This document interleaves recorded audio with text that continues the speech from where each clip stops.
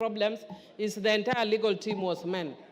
There's no women, and yet there are brilliant women lawyers like me in this house. Next time, put us there, and we'll help you. Secondly, Madam Speaker, in areas that have been predominantly opposition, the only fund you can rely on that is changing lives is CDF.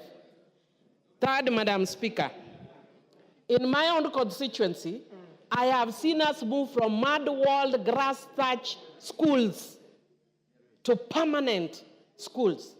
I would want to encourage the judges and people who live in cities to do an immersion in the village so that they know the reality. A lot of people do not know the reality on the ground. The people who are posh in cities, the lawyers and the ones who are lofty, go to the ground and learn the reality. Madam Speaker, I would also want to say that in relation to the law, our judges, especially Supreme Court, have been very liberal and progressive in interpretation of the Constitution. That is why they even interpreted the Constitution to include gay rights. But when it comes to development, then they start telling you, Montesquieu, separation of powers. I have no problem with separation of powers as espoused by Montesquieu many years back. But Montesquieu does not come from my village, Kolo, in Rusinga Island. He does not know what people go through.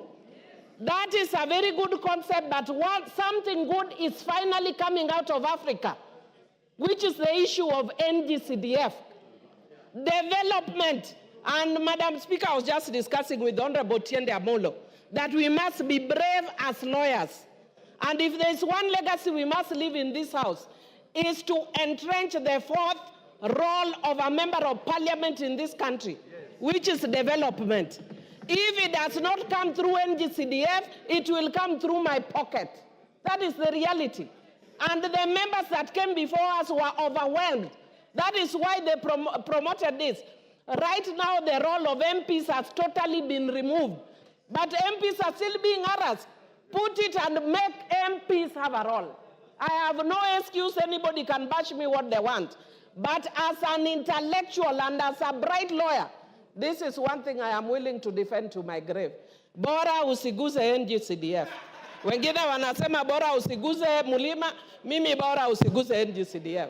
Hapo tutapigana.